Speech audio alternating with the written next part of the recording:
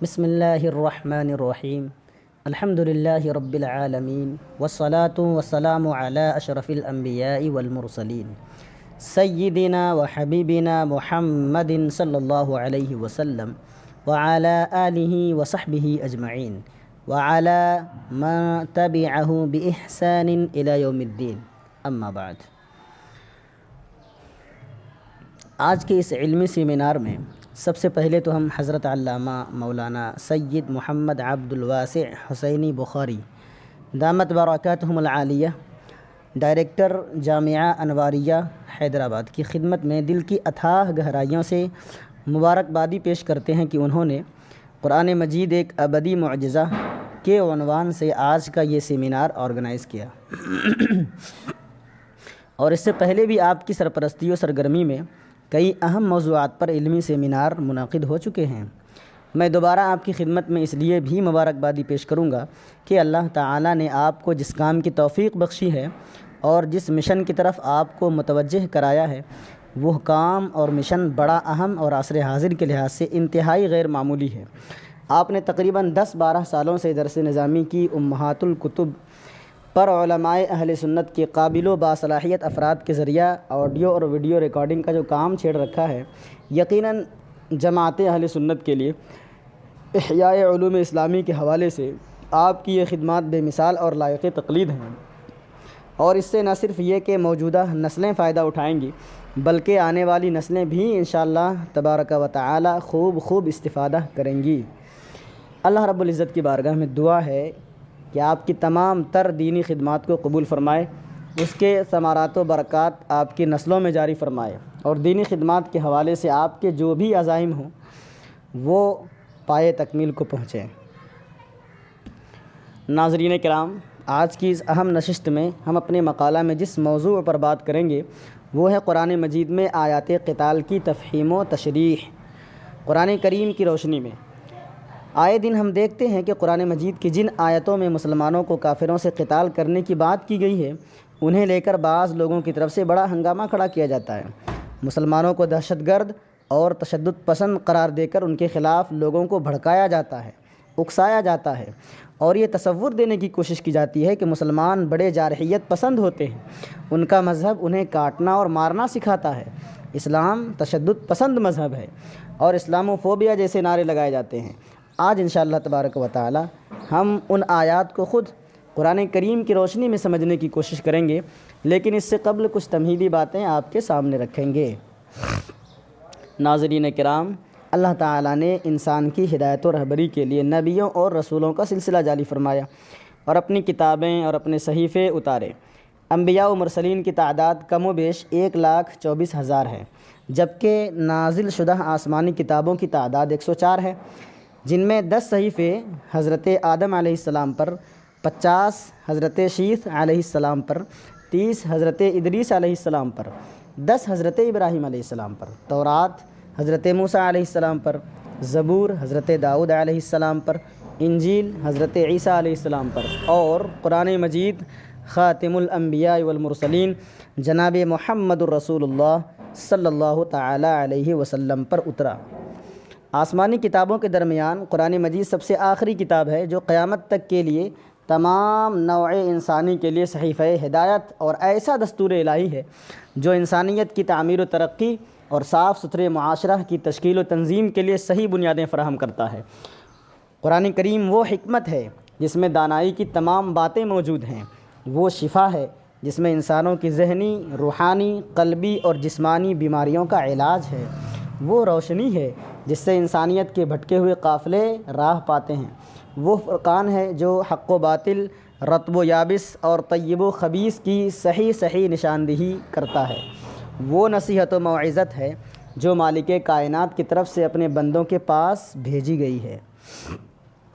قرآن اللہ کا وہ آخری پیغام ہے جو آفاقی و ابدی اور زندگی کے تمام پہلوؤں کو محیط ہے، اور جس میں بدلتے وقت کے ساتھ رونما ہونے والے تمام مسائل و مشکلات کا حل موجود ہے۔ اس آسمان کے نیچے آج قرآن ہی وہ واحد صحیفہ ہے جو پورے یقین کے ساتھ کائناتی نظام کے تمام تر حقائق سے پردہ اٹھاتا ہے، ان کے بارے میں انسانوں کو یقینی اور صحیح علم عطا کرتا ہے، اور ان باتوں کو کھول کھول کر بیان کرتا ہے جو انسانوں کی فلاح اور بہبود اور اس کی کامیاب زندگی کے لیے ضروری و ناگزیر ہے۔ قرآن کی بہترین تعریف جسے حضرت علی کرم اللہ وجہہ الکریم نے رسول اللہ صلی اللہ علیہ وسلم سے روایت کی کہ اللہ کی کتاب جس میں تمہارے اگلوں کی باتیں اور تمہارے پچھلوں کی خبریں ہیں، یہ کتاب تمہارے آپسی اختلاف میں فیصلہ کرنے والی ہے، خیر و شر کے درمیان فرق کرنے والی ہے۔ یہ کوئی لایعنی اور لغو کتاب نہیں۔ جس متکبر نے اس کتاب کو چھوڑا، اللہ تعالیٰ نے اس کی کمر توڑ دی۔ جس نے اسے چھوڑ کر کہیں اور سے ہدایت طلب کی، وہ اللہ کی ہدایت سے محروم رہا۔ یہ اللہ کی مضبوط رسی ہے۔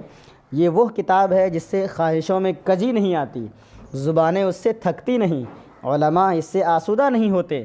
یہ ایسی کتاب ہے جو بار بار پڑھی جاتی ہے مگر پرانی نہیں ہوتی، اور نہ اس کے عجائب کبھی ختم ہوں گے۔ سنن ترمذی رقم الحدیث 2906۔ ناظرین کرام، قرآن مجید وہ کتاب ہے جس کی ایک ایک سورہ، ایک ایک آیت اور ایک ایک حرف اللہ تبارک و تعالیٰ کی طرف سے ہے، جو حضرت جبرائیل علیہ السلام کی وساطت سے یعنی واسطے سے رسول اللہ صلی اللہ علیہ وسلم کے قلب اطہر پر نازل ہوا۔ یہ کسی انسان کی بنائی ہوئی کتاب نہیں۔ ذالک الکتاب لا ریب فیہ، پارہ نمبر 1 سورہ بقرہ آیت نمبر 2۔ وہ بلند رتبہ کتاب یعنی قرآن کریم، کوئی شک کی جگہ نہیں اس میں۔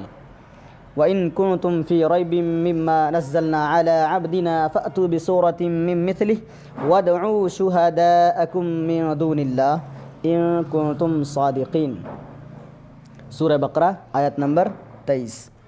اور اگر کوئی شک ہو اس میں جو ہم نے اتارا اپنے بندے پر، تو لے آؤ ایک ایسی صورت اس جیسی، اور بلا لاؤ اللہ کے سوا اپنے تمام مددگاروں کو اگر تم سچے ہو۔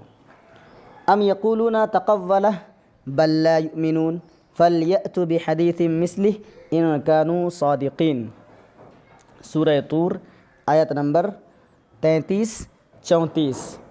کیا لوگ کہتے ہیں کہ انہوں نے یہ قرآن بنا لیا ہے اور وہ ایمان نہیں رکھتے ہیں، تو لے آئیں اس جیسی ایک بات اگر سچے ہیں۔ قرآن مجید رسول اللہ صلی اللہ علیہ وسلم پر جس طرح نازل ہوا تھا، وہ 14 صدیوں کے بعد اسی طرح محفوظ ہے، اور صبح قیامت بلکہ ابد الآباد تک اس کا ایک ایک حرف محفوظ رہے گا۔ وہ ہر طرح کے تحریف و تبدل اور خرد برد سے پاک ہے، کسی باطل کو اس کی طرف راہ نہیں۔ تمام جن و انس اور ساری مخلوق مل کر اس میں ایک حرف کی کمی بیشی کرنا چاہیں تو نہیں کر سکتے۔ انا نحن نزلنا الذکر وَإِنَّا لَهُ لَحَافِظُونَ، سورہ حجر آیت نمبر 9۔ بے شک ہم نے اتارا ہے یہ قرآن، اور بے شک ہم خود اس کی حفاظت کرنے والے ہیں۔ سر ولیم میور لکھتے ہیں، قرآن پاک کا کوئی جز، کوئی فقرہ، کوئی لفظ ایسا نہیں جسے جمع کرنے والوں نے چھوڑ دیا ہو، اور کوئی ایسا اضافی لفظ نہیں سنا گیا جو اس مسلم مجموعہ میں داخل کر دیا گیا ہو۔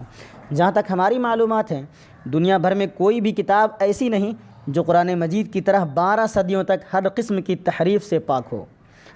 لائف آف محمد، لین پول رقم طراز ہیں۔ قرآن کی بڑی خوبی یہ ہے کہ اس کی اصلیت میں کوئی شبہ نہیں۔ ہر حرف جو آج ہم پڑھتے ہیں اس پر اعتماد کر سکتے ہیں کہ تقریباً 13 صدیوں سے غیر مبدل رہا ہے۔ قرآن مجید کتنی محفوظ کتاب ہے، اس سلسلے میں یہاں صرف ایک اشارہ کافی رہے گا کہ دوسری جنگ عظیم سے پہلے جرمنی کے عیسائی پادریوں نے پوری دنیا سے یونانی زبان میں ترجمہ شدہ انجیل کے قدیم ترین مخطوطوں کے ایک ایک لفظ کا باہم مقابلہ کرایا، اور اس کے بعد ہی قرآن مجید کے تقریباً 42,000 قدیم ترین نسخوں کے درمیان مقابلہ کا کام شروع کیا گیا، اور کئی دہائیوں تک یہ سلسلہ جاری رہا، اور ابھی یہ کام پورا بھی نہ ہوا تھا کہ دوسری جنگ عظیم میں اس کی عمارت تباہ ہو گئی۔ لیکن اس سے پہلے جو رپورٹ شائع ہوئی اس کا خلاصہ یہ تھا کہ انجیل کے تمام نسخوں میں کوئی 2 لاکھ اختلافی روایات موجود ہیں، جبکہ قرآن مجید میں ایک بھی اختلافی روایت موجود نہیں۔ خطبات وہاب الپور۔ قرآن مجید اللہ تبارک و تعالیٰ کی کتاب ہے، اس پر ایک دلیل خود قرآن نے یہ دی ہے کہ اس میں کوئی تعارض نہیں، کوئی تناقض نہیں، اختلاف اور ٹکراؤ نہیں، اس کی باتیں آپس میں ٹکراتی نہیں، اس کی ایک آیت دوسری آیت کے خلاف نہیں جاتی، اس کی ایک بات دوسری بات کو جھٹلاتی نہیں، بلکہ یہاں تو معاملہ یہ ہے کہ اس کی بعض آیتیں بعض آیتوں کی تصدیق کرتی ہیں، ان کے معنی کو کھولتی ہیں اور واضح کرتی ہیں۔ افلا یتدبرون القرآن ولو کان من عند غیر اللہ لوجدوا فیہ اختلافا کثیرا، سورہ نساء آیت نمبر 82۔ تو کیا وہ غور نہیں کرتے قرآن میں؟ اگر وہ اللہ کے سوا کسی اور کے پاس سے ہوتا تو وہ ضرور اس میں بہت اختلاف پاتے۔ وہ تمام حضرات جنہوں نے قرآن کو سمجھنے کے لیے صحیح اور درست وسیلہ اختیار کیا، انہوں نے اس بات کا بجا طور پر اعتراف کیا ہے، ان القرآن یفسر بعضہ بعضا، یعنی قرآن کریم کی بعض آیتیں خود بعض آیتوں کی تشریح کرتی ہیں، تفسیر کرتی ہیں۔ حضرت مولانا شاہ عبدالعزیز رحمۃ اللہ تعالی علیہ، جن کی وفات 1239 ہجری میں ہوئی، اپنی معرکہ آرا کتاب تحفہ اثنا عشریہ میں لکھتے ہیں کہ تلاش بسیار اور جستجوئے بے حساب کا حاصل یہ معلوم ہوا کہ اس عالم میں کوئی ایسا نہیں جس کے حق میں بدزبانوں اور عیب چینوں نے زبان طعن دراز نہ کی ہو اور اس پر بیجا اعتراض نہ کیے ہوں اور اسے ہدف تنقید نہ بنایا ہو۔ دہریوں اور لامذہبوں نے اللہ کی ذات میں کلام کر ڈالا، معتزلہ نے انبیاء کرام علیہ السلام کی عصمت کا انکار کیا، یہودیوں نے عصمت ملائکہ پر انگلی اٹھائی، ناصبیوں اور خارجیوں نے اہل بیت اطہار کی شان میں گستاخیاں کی، اور رافضیوں نے خلفائے ثلاثہ اور اکابر و اصاغر صحابہ کی شان میں بدتمیزی کا طوفان برپا کیا۔ لیکن عقل مندوں اور ہوش و گوش رکھنے والے لوگوں سے یہ بات پوشیدہ نہیں کہ یہ سب کچھ ایسا ہے جیسے چاند پر کتے بھوک رہے ہوں، جس سے ان عالی قدر و منزلت اور بزرگ و محتشم شخصیات کی عزت و قدر میں ذرہ برابر کمی نہیں آتی۔ حضرت مولانا شاہ عبدالعزیز علیہ رحمت و رضوان کی یہ بات 100% درست ہے اور واقعہ کے عین مطابق ہے کہ کائنات میں کوئی ایسا نہیں جس پر انگلیاں نہ اٹھائی گئی ہوں اور تنقید کا نشانہ نہ بنایا گیا ہو۔ چنانچہ قرآن مجید جیسی عظمت والی کتاب بھی اس سے مستثنیٰ اور الگ نہیں ہے۔ دنیا کے کروڑہا لوگوں نے، خواہ وہ مسلمان ہوں یا غیر مسلم، جہاں قرآن مجید کی تعریف کی ہے، اس کی حقانیت و صداقت کو قبول کیا ہے، اس کے خدائی کتاب ہونے کو تسلیم کیا ہے اور اس بات کا اقرار کیا ہے کہ قرآن نے جو اخلاق پیش کیے وہ بڑے بلند اور انتہائی اعلیٰ ہیں، اور اس نے علم و سائنس کے حوالے سے جو دریافتیں کی ہیں وہ حیرت انگیز طور پر درست اور صحیح ہیں۔ اسی طرح بعض لوگ وہ بھی ہیں جنہوں نے قرآن مجید پر طرح طرح کے شبہات و اباطیل پیش کیے ہیں، قسم قسم کے اعتراضات کیے، اس کے خلاف صدائے احتجاج بلند کیا، اسے اپنی تنقید کا نشانہ بنایا، اور کچھ کمزور لوگ اس قدر تعصب میں پڑ گئے کہ اسے نظر آتش کرنے سے بھی گریز نہیں کیا۔ قرآن مجید پر اعتراض اور اس کے خلاف بیہودہ لا یعنی بکواس کا سلسلہ آج سے نہیں ہے، بلکہ اس دن سے ہے جس دن سے قرآن کا نزول شروع ہوا تھا، مگر مخالفین اور کج فہم و نادان لوگوں کے تمام تر اعتراضات کے باوجود قرآن 14 صدیوں کے بعد آج بھی بے داغ ہے اور صبح قیامت تک بے داغ رہنے والی کتاب ہے۔ لا یأتیہ الباطل من بین یدیہ ولا من خلفہ تنزیل من حکیم حمید، سورہ فصلات آیت نمبر 42۔ باطل کو اس کی طرف کوئی راہ نہیں، نہ اس کے آگے سے اور نہ اس کے پیچھے سے، یہ اتارا گیا ہے حکمت والے اور تمام خوبیوں والے رب کی طرف سے۔ قرآن مجید کو مختلف ادوار میں مختلف پہلوؤں سے ہدف تنقید بنایا گیا۔ کسی نے قرآن میں پیش کردہ جغرافیائی علوم پر اعتراض کیا، کسی نے قرآن میں موجود مختلف قوموں کی تواریخ کو تختہ ملامت بنایا، کسی نے قرآن کے پیش کردہ سائنسی حقائق پر اپنی زبان دراز کی، کسی نے قرآن کے علم الاخلاقیات پر انگلی اٹھائی، کسی نے قرآن کی معجزانہ فصاحت و بلاغت پر تنقید کی، کسی نے قرآن میں نحو و صرف کی غلطیاں دکھلائیں، اور قرآن شریف پر اعتراض کرنے والے بھی ہمیشہ 3 طرح کے لوگ رہے ہیں۔ کچھ لوگوں نے نہ سمجھنے کی وجہ سے اعتراض کیا، کچھ لوگ تعصب و تنگ نظری میں آ کر، اور کچھ لوگوں نے ان دونوں گروپوں کی بات مان کر اعتراض کیا۔ ہمارے اس دور میں قرآن مجید میں موجود آیات قتال کو لے کر سب سے زیادہ اعتراض کیا جاتا ہے، اور اور ان آیتوں کو بنیاد بنا کر یہ کہا جاتا ہے کہ قرآن مجید جہاد اور دہشت گردی کی کتاب ہے۔ قرآن تشدد اور جارحیت کی کتاب ہے۔ اس میں مسلمانوں کو دوسری قوموں پر تشدد و سختی کا سبق سکھلایا گیا ہے۔ اس لیے آج کی اس نشست میں ہم قرآن مجید میں موجود آیات قتال پر روشنی ڈالیں گے اور قرآن ہی کی روشنی میں ان آیات کو سمجھنے کی کوشش کریں گے۔ اس جگہ سب سے پہلے ہم جنگ و قتال کی ان آیات کو پیش کریں گے جن کا حوالہ بار بار دیا جاتا ہے، جن کو بار بار کوٹ کیا جاتا ہے اور جن کو بہت زیادہ ذکر کیا جاتا ہے۔ پہلی آیت کریمہ ہے فَإِذَا انْسَلَخَ الْأَشْهُرُ الْحُرُمُ فَاقْتُلُوا الْمُشْرِكِينَ حَيْثُ وَجَدتُّمُوهُمْ وَخُذُوهُمْ وَاحْصُرُوهُمْ وَاقْعُدُوا لَهُمْ كُلَّ مَرْصَدٍ فَإِن تَابُوا وَأَقَامُوا الصَّلَاةَ وَآتَوُا الزَّكَاةَ فَخَلُّوا سَبِيلَهُمْ ان اللہ غفور الرحیم۔ سورہ توبہ آیت نمبر 5۔ ترجمہ: پھر جب حرمت والے مہینے نکل جائیں تو مشرکوں کو مارو جہاں پاؤ اور انہیں پکڑو اور قید کر دو اور ہر جگہ ان کی طاق میں بیٹھو۔ پھر اگر وہ توبہ کر لیں اور نماز قائم رکھیں اور زکوٰۃ دیں تو ان کی راہ چھوڑ دو، بے شک اللہ بخشنے والا بڑا مہربان ہے۔ دوسری آیت کریمہ ہے قاتلوہم یعذبہم اللہ بأیدیکم ویخزہم وینصرکم علیہم ویشفی صدور قوم مؤمنین۔ سورہ توبہ آیت نمبر 14۔ ترجمہ: تو ان سے لڑو، اللہ انہیں عذاب دے گا تمہارے ہاتھوں سے، انہیں رسوا کرے گا اور تمہیں مدد دے گا ان پر، اور ایمان والوں کا جی ٹھنڈا کرے گا۔ یہ دونوں سورہ توبہ کی آیت نمبر 5 اور آیت نمبر 14 ہیں۔ ان دونوں آیتوں میں مشرکین کو مارنے اور قتل کرنے کا حکم دیا گیا ہے، لیکن سوال یہ پیدا ہوتا ہے کہ وہ کون سے مشرکین ہیں جن کو مارنے کا حکم دیا گیا ہے؟ کیا تمام مشرکین کو مارنے کا حکم دیا گیا ہے؟ تو اس کا جواب خود اس سورہ کی آیت نمبر 4، آیت نمبر 6 اور آیت نمبر 12-13 میں موجود ہے۔ سورہ توبہ کی آیت نمبر 4 ملاحظہ فرمائیں۔ إِلَّا الَّذِينَ عَاهَدتُّم مِّنَ الْمُشْرِكِينَ ثُمَّ لَمْ يَنْقُصُوكُمْ شَيْئًا وَلَمْ يُظَاهِرُوا عَلَيْكُمْ أَحَدًا فَأَتِمُّوا إِلَيْهِمْ عَهْدَهُمْ إِلَى مُدَّتِهِمْ إِنَّ اللَّهَ يُحِبُّ الْمُتَّقِينَ۔ سورہ توبہ آیت نمبر 4۔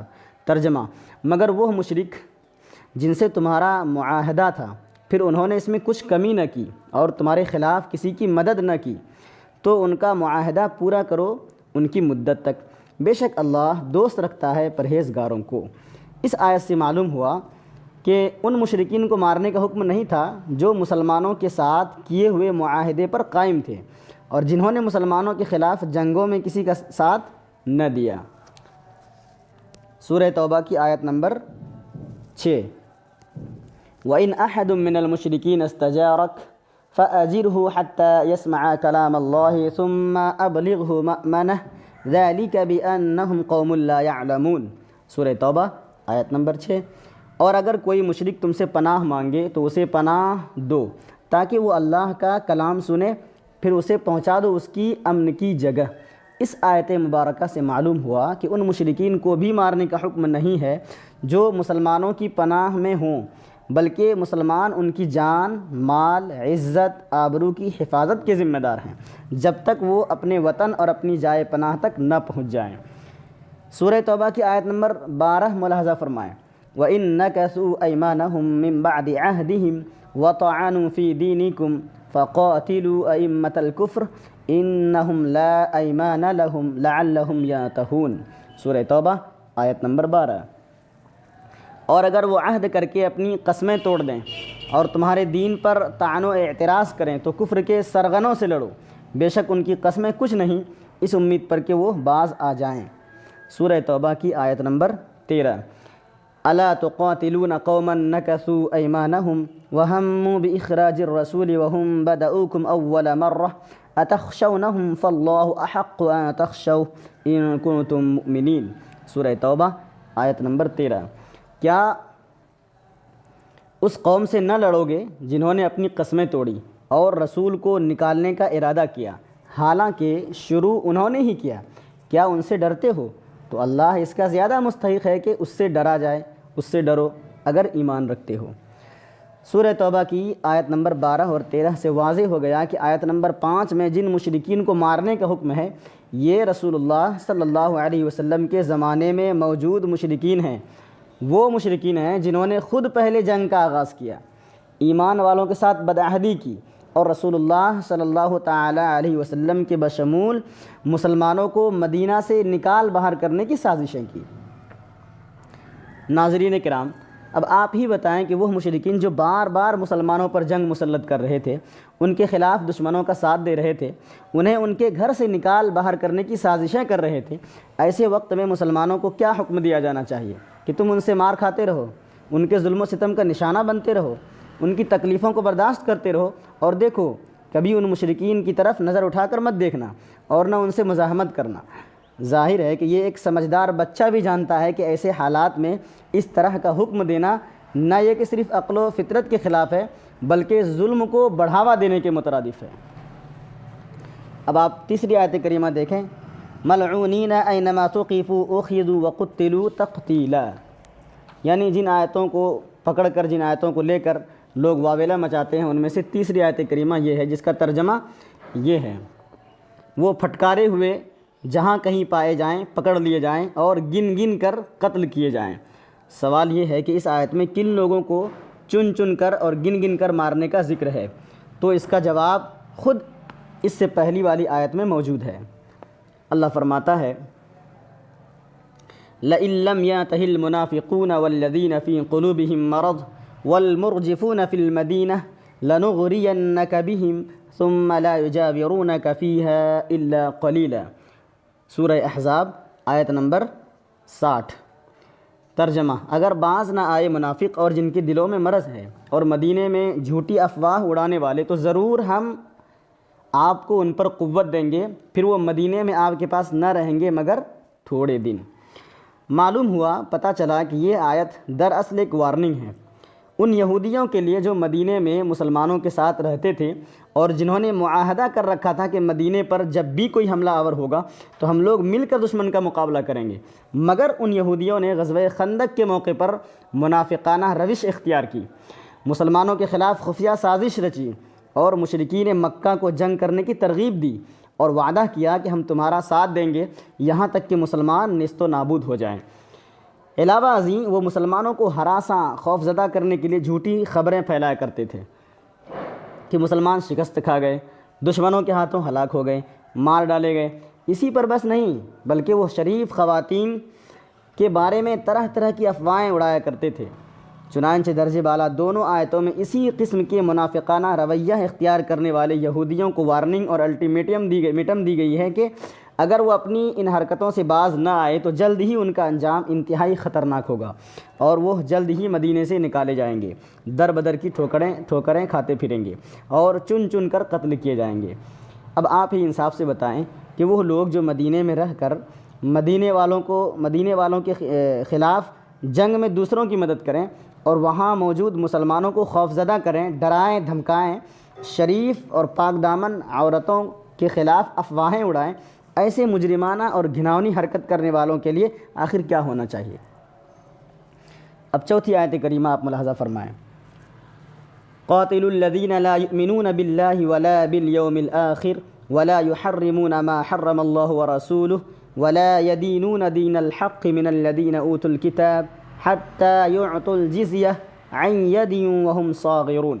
سورہ توبہ آیت نمبر 29۔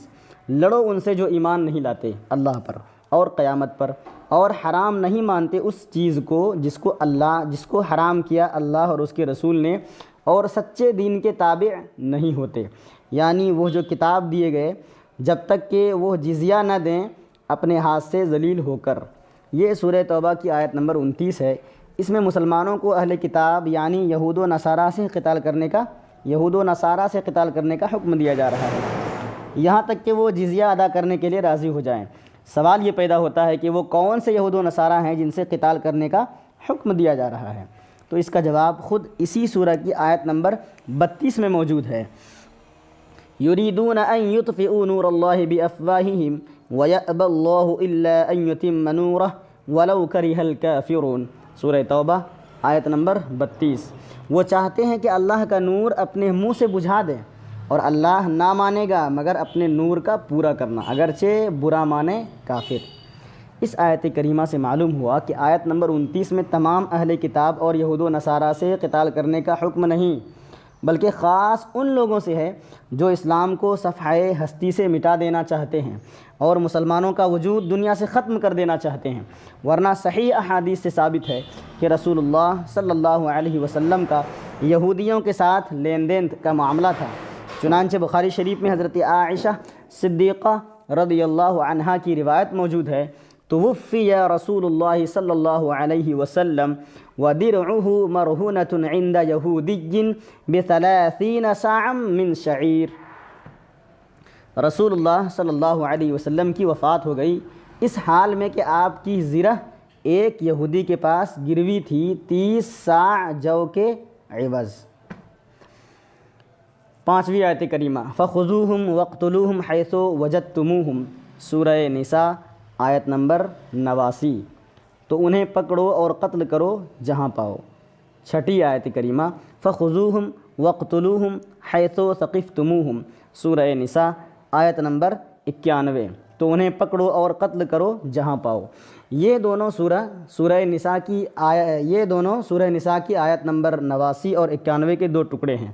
یہ پوری آیت نہیں ہے اور نہ اپنے سیاق و سباق کے ساتھ ہے۔ ناظرین کرام، اس جگہ ایک بات یہ بھی آپ کو اپنے ذہن میں رکھنی چاہیے کہ جن لوگوں نے اسلام اور مسلمانوں کو صرف بدنام کرنے کے لیے قرآن مجید کو اپنی تنقید کا نشانہ بنایا ہے، ان کا طریقہ یہ ہے کہ کبھی وہ آدھی آیتوں کو لے کر شور و ہنگامہ کھڑا کرتے ہیں، کبھی آیتوں کو اس کے سیاق و سباق سے نکال کر یہ دکھانے کی کوشش کرتے ہیں کہ دیکھیں قرآن میں کتنی خطرناک بات کہی گئی ہے، کبھی وہ قرآن کی آیتوں کو ان کے پس منظر سے اور شان نزول سے ہٹا کر دکھاتے ہیں، اور قرآن مجید میں موجود آیت قتال کے تو یہ ان کا طریقہ اور وتیرہ ہے کہ کبھی قرآن کی آیتوں کو ان کے پس منظر سے ہٹا کر دکھاتے ہیں، کبھی یہ آگے پیچھے کی آیتوں کو ہٹا دیتے ہیں۔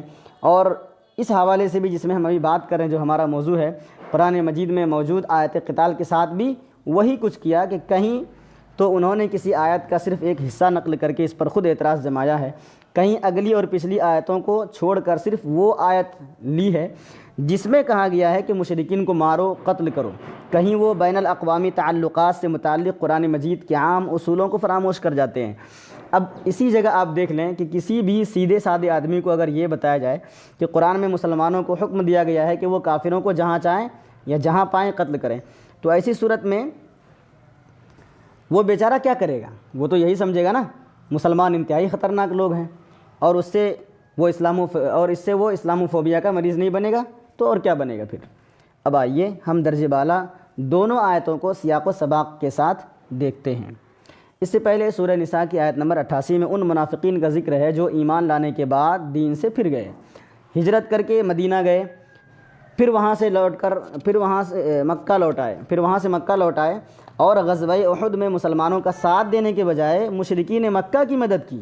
اسی پر بس نہیں بلکہ آیت نمبر 89 میں ان منافقین کی بعض گندی چالوں کو بیان کیا گیا ہے، وَدُّوا لَوْ تَكْفُرُونَ كَمَا كَفَرُوا فَتَكُونُونَ سَوَاءً، یعنی یہ منافقین چاہتے ہیں کہ مسلمان اپنے دین سے پھر جائیں اور وہ دوبارہ کافر ہو جائیں۔ چنانچہ ایسے منافقین کے بارے میں کہا گیا کہ یہ لوگ جب تک اللہ کی راہ میں ہجرت نہ کریں ان پر بھروسہ مت کرو اور انہیں جہاں پاؤ مارو۔ اس کے بعد آیت نمبر 90 میں کہا گیا مگر ان میں جو کسی ایسی قوم سے جا ملے ہوں جن کا تم سے معاہدہ ہے، یا وہ لوگ جو تم سے قتال کرنے سے رک گئے اور تمہارے پاس صلح کا پیام لے کر آئیں، تو اب تمہیں اس بات کی اجازت نہیں کہ تم ان سے جنگ کرو۔ اس کے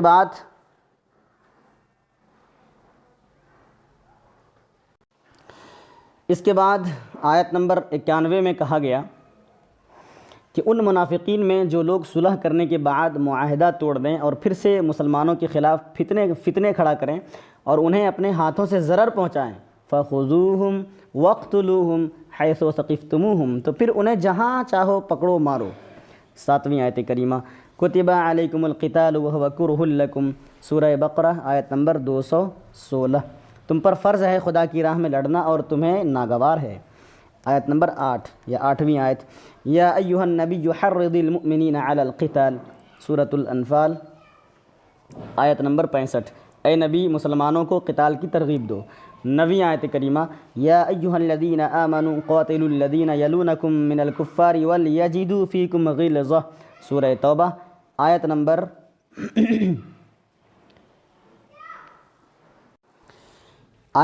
123، اے ایمان والو ان کافروں سے لڑو جو تمہارے قریب ہیں اور چاہیے کہ وہ تم میں سختی پائیں۔ یہ قرآن مجید کی وہ آیتیں ہیں جن میں مسلمانوں کو قتال کرنے اور جنگ کرنے کا حکم دیا گیا ہے، لیکن سوال یہ پیدا ہوتا ہے کہ وہ کون سا مذہب و دھرم ہے، وہ کون سی دھارمک کتاب ہے، یا موجودہ دور میں وہ کون سے ایسے ممالک ہیں جہاں حرب و جنگ اور قتال کے قوانین موجود نہیں ہیں؟ کیا یہودی مذہب، عیسائی مذہب اور ہندو مت میں جنگ کا تصور موجود نہیں؟ آئیے ہم ذرا دوسری مذہبی کتابوں پر بھی ایک نظر ڈالتے چلیں۔ بائبل میں ہے، جب تمہارا خدا تمہیں اس زمین پر پہنچا دے، اس زمین پر پہنچا دے جس پر تم قبضہ کرنے جا رہے ہو، اور وہ ہتھیوں وغیرہ کی 7 قوموں کو جو تم سے تعداد اور قوت میں زیادہ ہیں ان سے ان علاقوں کو خالی کر دے، اور تمہارا رب یقیناً ان قوموں کو تمہارے رحم و کرم پر چھوڑ دے گا۔ تمہیں چاہیے کہ تم ان کو شکست دو، تمہیں چاہیے کہ تم ان کو تباہ و برباد کرنے میں کوئی کسر اٹھا نہ رکھو۔ تم ان کے ساتھ نہ تو کسی قسم کا معاہدہ کرو اور نہ ان کے ساتھ نرمی اور شفقت کا سلوک کرو۔ کتاب استثناء باب نمبر 7 بحوالہ ضیاء النبی۔ جن شہروں کو خدا تمہیں وراثت میں دے رہا ہے ان کے بارے میں تمہیں حکم یہ ہے کہ ان شہروں کی کسی ذی روح چیز کو زندہ نہ رہنے دو، کیونکہ تمہیں چاہیے کہ انہیں تباہ و برباد کر دو۔ کتاب استثناء باب نمبر 20 آیت نمبر 10 بحوالہ ضیاء النبی۔ بائبل ہی میں حضرت عیسیٰ علیہ السلام کا یہ اعلان موجود ہے، کیا تم یہ سمجھتے ہو کہ میں زمین پر صلح کرانے آیا ہوں؟ میں صلح کرانے نہیں بلکہ تلوار چلانے آیا ہوں، کیونکہ میں جدائی ڈالنے آیا ہوں، باپ اور بیٹے کے درمیان، بیٹی اور ماں کے درمیان، اور ساس اور بہو کے درمیان جدائی ڈالنے آیا ہوں۔ یہ بھی ضیاء النبی کے حوالے سے ہے۔ رگ وید میں ہے، اندر اور سوما تو خبیث دشمن کو جلا دے، تباہ کر دے، اے دیوتا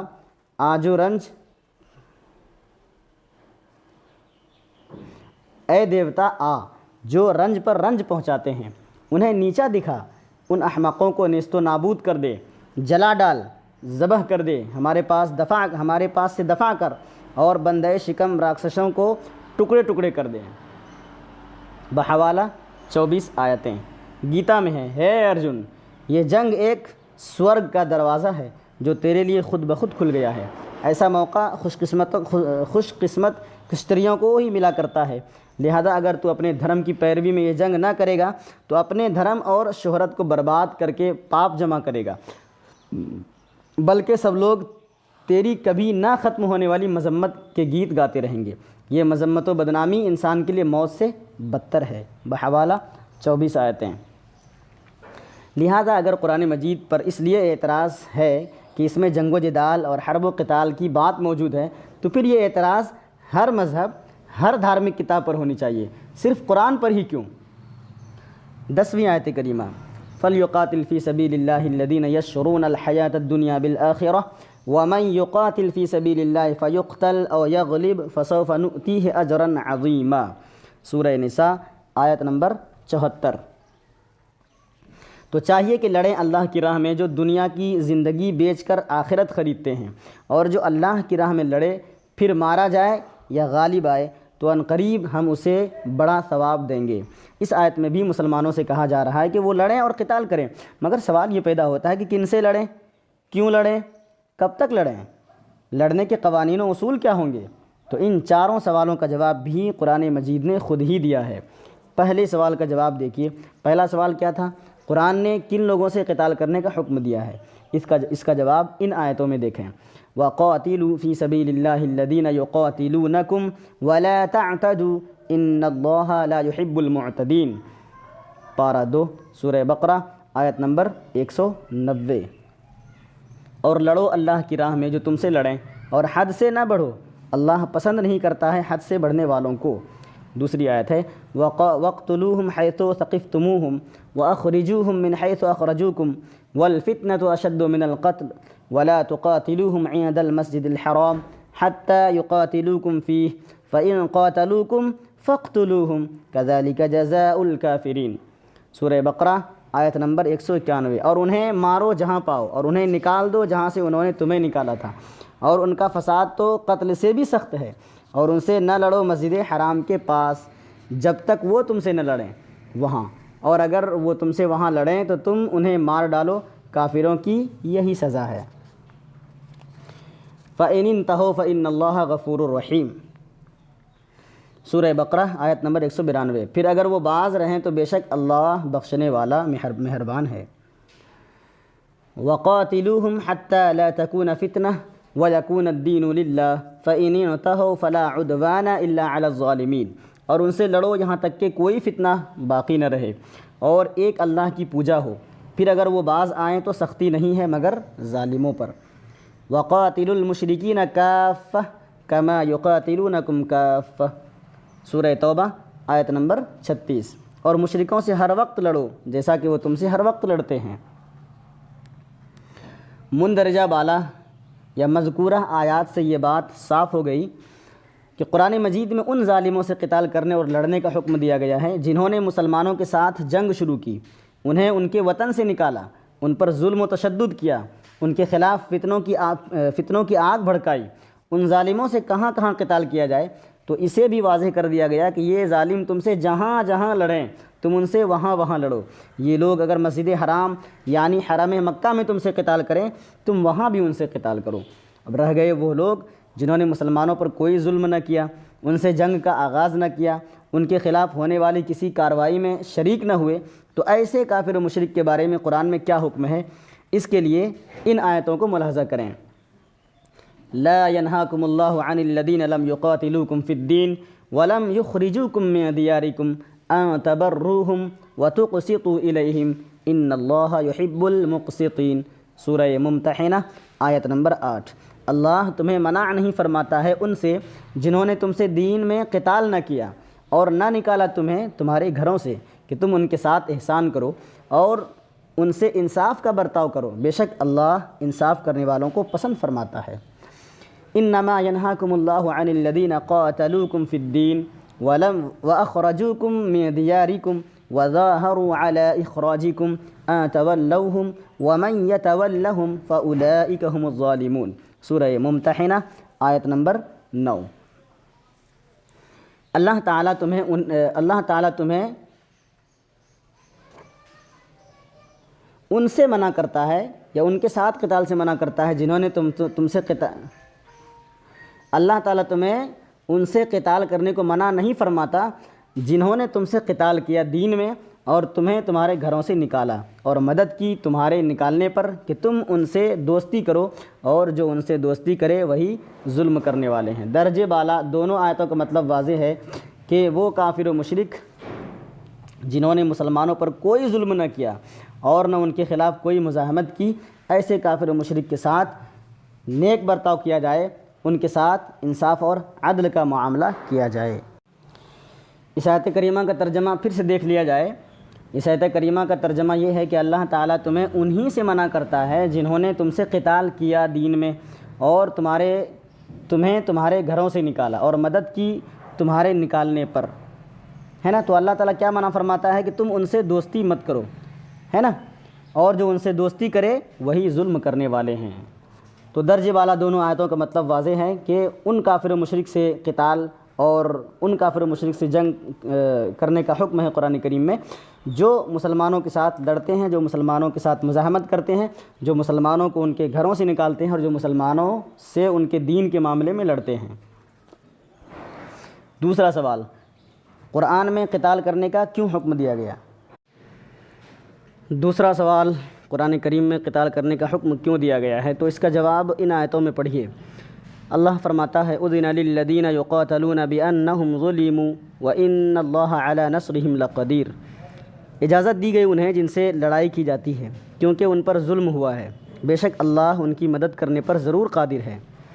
الذین اخرجوا من دیارہم بغیر حق إلا أن يقولوا ربنا الله ولولا دفع الله الناس بعضهم ببعض لهدمت صوامع وبيع وصلوات ومساجد يذكر فيها اسم الله كثيرا ولينصرن الله من ينصره إن الله لقوي عزيز۔ سورہ حج آیت نمبر 40۔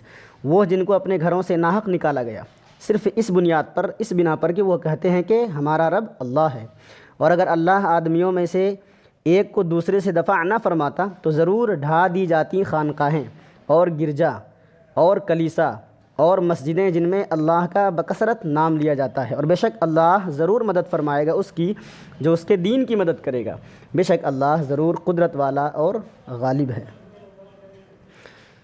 اس آیت سے یہ بات کھل کر سامنے آ گئی کہ مسلمانوں کو قتال کی اجازت اس لیے دی گئی کہ ان پر ظلم کیا گیا تھا، انہیں اذیتیں اور تکلیفیں پہنچائی گئی تھیں، اور اس قدر پریشان کیا گیا تھا کہ انہیں خود اپنے وطن کو چھوڑ کر حبشہ یا مدینہ کی طرف ہجرت کرنے پر مجبور ہونا پڑا تھا۔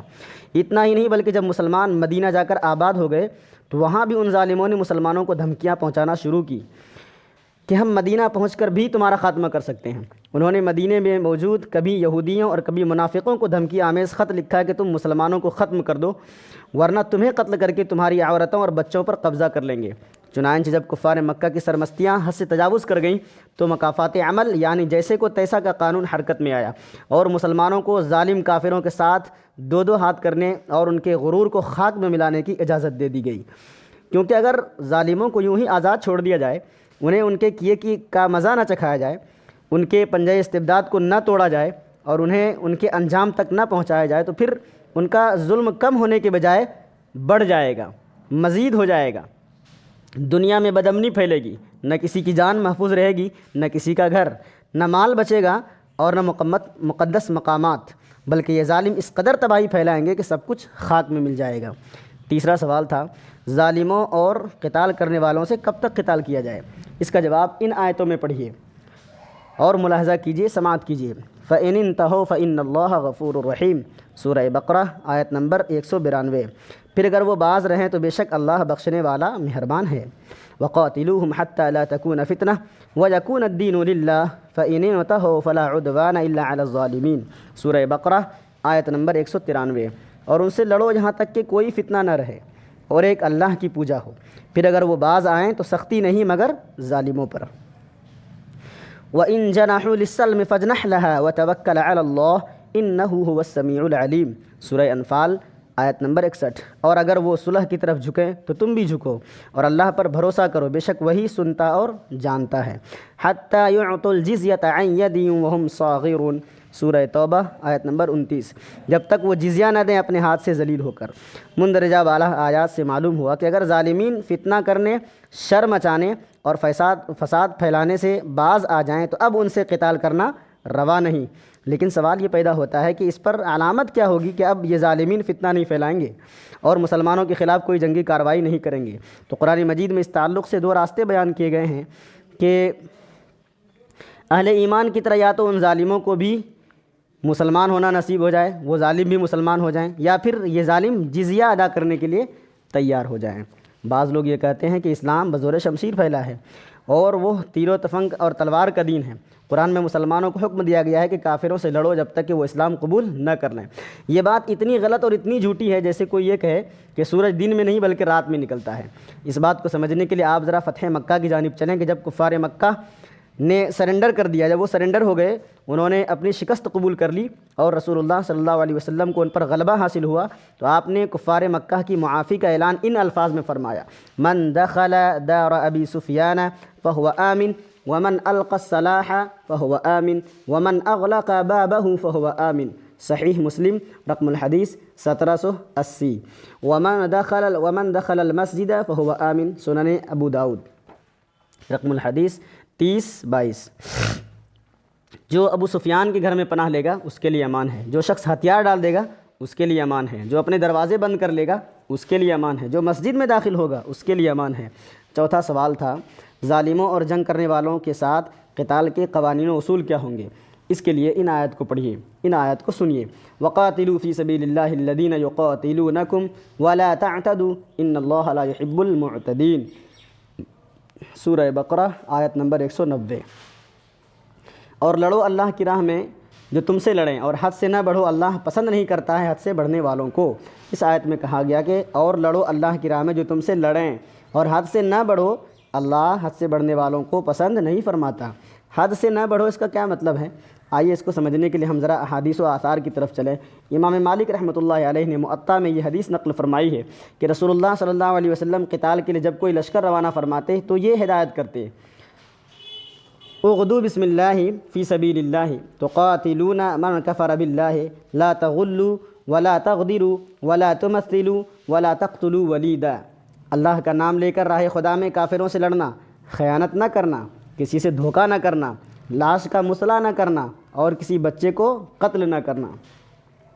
ابو زہرہ مصری لکھتے ہیں: قد کان النبی صلی اللہ علیہ وسلم یوصی بألا یقوم الجیش بإتلاف زرع او قطع شجر او قتل الضعاف من الذریة والنساء والرجال الذین لیس لهم رأی فی الحرب ولم یشترکوا فیہا بأی نوع۔ خاتم النبیین جلد 2 صفحہ نمبر 516۔ رسول اللہ صلی اللہ علیہ وسلم اپنے لشکر کو وصیت فرماتے تھے کہ وہ سرسبز کھیتوں کو برباد نہ کریں، درختوں کو نہ کاٹیں، کمزور بچوں اور عورتوں کو قتل نہ کریں، اور نہ ان مردوں کو قتل کریں جنگ کے بارے میں جن کی کوئی رائے نہ ہو اور نہ اس میں کسی طرح شریک ہوئے ہوں۔ حضرت ابوبکر صدیق رضی اللہ تعالی عنہ نے جب شام کی طرف فوجیں روانہ کی تو قتال کے بارے میں انہیں 10 باتوں کی ہدایت فرمائی۔ میں ترجمہ سناتا ہوں: کسی عورت کو قتل نہ کرنا، یہ بھی موطا امام مالک سے حدیث نقل کی گئی ہے اور رقم الحدیث 1627 ہے، میں صرف ترجمہ بتا رہا ہوں۔ کسی عورت کو قتل نہ کرنا، بچے کو قتل نہ کرنا، بوڑھے کو قتل نہ کرنا، کسی پھلدار درخت کو نہ کاٹنا، آبادی کو ویران نہ کرنا، بکری اور اونٹ کو زخمی نہ کرنا مگر جب انہیں کھانا ہو، شہد کی مکھیوں کو نہ جلانا، نہ ان کو بھگانا، امانت میں خیانت نہ کرنا، بزدلی نہ دکھانا۔ چلیے حدیث بھی پڑھی دیتے ہیں، اگرچہ ترجمہ پہلے ہو گیا۔ لا تقتلن امرأة ولا صبيا ولا كبيرا هرما ولا تقطعن شجرا مثمرا ولا تخربن عامرا ولا تعقرن شاة ولا بعيرا إلا لمأكلة ولا تحرقن نخلا ولا تغرقنه ولا تغلل ولا تجبن۔ یہ حدیث پاک ہے جس کا ترجمہ میں پہلے ہی بتا چکا ہوں۔ حضرت عمر فاروق رضی اللہ تعالیٰ عنہ جنگ میں جانے والے مجاہدین کو یہ ہدایت دیتے: اتقوا اللہ فی الذریۃ والفلاحین الذین لا ینصبون لکم الحرب۔ تفسیر القرطبی سورہ بقرہ تحت الآیہ 190۔ اللہ سے ڈرنا ان بچوں اور کسانوں کے بارے میں جو تمہارے لیے کوئی جنگ نہیں کھڑی کرتے۔ خلاصہ یہ کہ قرآن میں کہیں نہیں کہا گیا کہ کافروں کو مارو اور انہیں قتل کرو، ہاں قرآن میں یہ کہا گیا ہے کہ جن کافروں نے تم پر ظلم کیا، محض کلمہ طیبہ پڑھنے کی وجہ سے تم پر ستم کے پہاڑ ڈھائے، تمہارے ساتھیوں کو قتل کیا ہے، تم پر تمہاری زمینوں کو تنگ کیا ہے اور تمہیں تمہارے گھر سے بے گھر کیا ہے، اور یہ 1-2 دن کا نہیں بلکہ مکہ کی پوری 13 سالہ زندگی میں ہر دن وہ تم پر ظلم کرتے رہے اور تم صبر پر صبر کرتے رہے، وہ تم پر ستم بالائے ستم کرتے رہے اور تم ان سے درگزر کرتے رہے، اب جب کہ تم ان کے روز بروز